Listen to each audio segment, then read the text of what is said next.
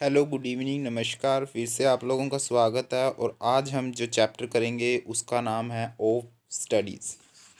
ये हमारा इंग्लिश का एक और चैप्टर है जिसको बैकन ने लिखा है, फ्रांसिस बैकन। तो इस चैप्टर की समरी को हम शुरू करते हैं फिर एक बार।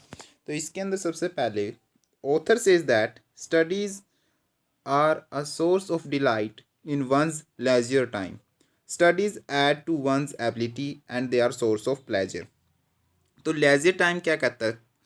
तो जो बैकन है वो कहता है कि जो अध्ययन है, यानी कि स्टडीज़ को हिंदी में कहते हैं अध्ययन है, जो स्टडीज हैं वो खाली समय में प्रसन्नता का साधन है। प्रसन्नता का क्या साधन है? किस में? खाली समय में। जब हमारे पास कोई काम नहीं है, खाली हम, तो उस समय में ये क्या है? प्रसन्नता का साधन है। और जो स्टडीज़ हैं, अध्ययन है, मनुष्य की जो योग्यता को बढ़ाता है, एबिलिटी को, and the source of pleasure, और एक खुशी का भी एक स्रोत है। Student studies have an ornamental value also. Ornamental अध्ययन का मतलब कि एक सजावटी मूल्य भी है। ऑर्नामेंटल यानी कि सजावटी मूल्य होना। One can get matter to decorate one's conversation with it. Books help to develop one's ability to जज and handle one's affair with ease and success.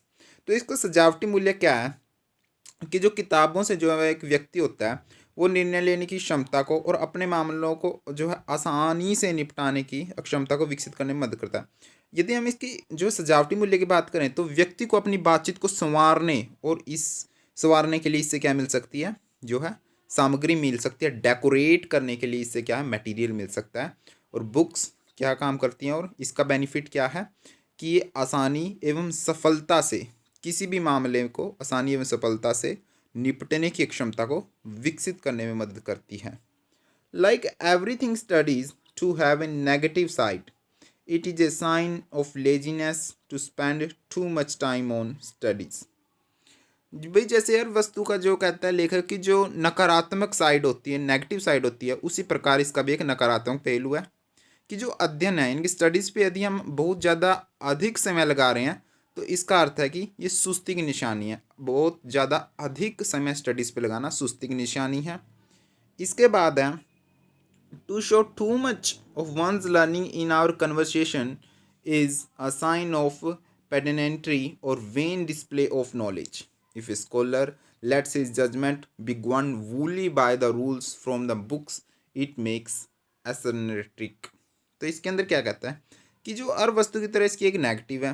तो इसके अंदर वो कहता है कि अपनी बातचीत में यदि कोई व्यक्ति जो बहुत ज़्यादा अधिक ज्ञान का मतलब प्रदर्शन कर रहा है, ज्ञान दंभ यानी कि ज्ञान के को बहुत ज़्यादा अधिक जो दर्शा रहा है, तो ये दंभ और एक ज्ञान के व्यर्थ दिखावे की निशानी है। यदि हम ज़्यादा अपना ज्ञान दिखाए जा रहे हैं किसी कन्वर्सेशन में, तो एक ज्ञान के व्यर्थ के दिखावे की निशानी है, ज्ञान के व्यर्थ दिखावे की निशानी है। अगर कोई विद्वान अपने निर्णय की पूरी तरह किताबों से, इट्स वेरी इंपॉर्टेंट लाइन, इसमें कहते हैं कि if judgement be govern wholly by rules, तो कहते हैं कि अगर कोई विद्वान अपने निर्णय को पूरी तरह किताबों के नियमों से निर्धारित करता है तो यह बात उसे सनकी बना देती है। It is important to combine studies and practical experience for success in life. जीवन में जो सफलता के लिए यह बात महत्वपूर्ण है कि जो अध्ययन है, यानी कि स्टडीज़ हैं, और व्यवहारिक अनुभव यानी कि जो एक्सपीरियंस है उसको संयोजित किया जाए। Studies help a man to overcome the deficiencies that he has by nature and practical experience helps to add value to studies. अध्ययन जो मनुष्य के स्वभाव में उपस्थित कमियों को दूर करने में सहायता करता है, और जो व्यवहारिक अनुभव होते हैं उसके, स्टडीज़ जो है व्यवहारिक अनुभव अध्ययन का मूल्य बढ़ाने में सहायता करता है। कि जो व्यवहारिक अनुभव है, जो हमारे पास अध्ययन है, जो स्टडीज़ हैं, उसका यदि हमारे पास एक्सपीरियंस है और तो उससे क्या है, जो स्टडी का मूल्य है, जो उसकी वैल्यू है वो बढ़ेगी यदि हमारे पास एक्सपीरियंस है। Both practical experience, both the experiences together make a man's personality perfect. तो इसके अंदर क्या कहता है कि जो दोनों ये अनुभव हैं ये मिलकर क्या करें, व्यक्ति के जो मनुष्य के व्यक्तित्व को पूर्ण बनाते हैं। एक cunning man considers studies as useless. A simple man is wonderstruck by books, but a wise man utilizes studies in practical life. इसके अंदर कहते हैं जो चालाक व्यक्ति होते हैं उनके लिए तो ये बेकार है, वो उसको बेकार समझते हैं, किसको? स्टडीज़ को। लेकिन जो सरल व्यक्ति हैं वो किताबों से अचंभित होते हैं, वंडर होते हैं, और जो परंतु जो अक्लमंद व्यक्ति होगा वो क्या अध्ययन का व्यवहारिक जीवन में क्या करेगा, प्रयोग करेगा। इसके बाद कहते हैं कि different kinds of books have different effects on reader. History makes a man wise, poetry develops man's imagination. कहते हैं कि जो अलग अलग बुक हैं उनके अलग अलग प्रभाव होते हैं। इतिहास जो मनुष्य को अक्लमंद बनाता है, काव्य यानी कि जो पोइट्री है वो कल्पना की यानी कि इमेजिनेशन की शक्ति को विकसित करते हैं।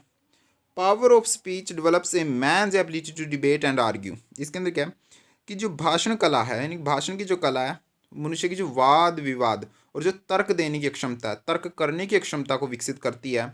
Natural philosophy enables him to go deep into a subject. जो प्राकृतिक नेचुरल दर्शन शास्त्र कहते हैं फिलोसफी को हिंदी में, जो प्राकृतिक दर्शन शास्त्र है उसे किसी भी विषय में गहराई से समझने के काबिल बनाता है किसे, मनुष्य को। Moral philosophy develops a serious attitude in man. इसके अंदर अब आपने फिलोसफी का मतलब समझा, वो क्या होता है, दर्शन शास्त्र। और जो मोरल का है वो नैतिक। नैतिक जो दर्शन शास्त्र है मनुष्य में गंभीर दृष्टिकोण को विकसित करता है।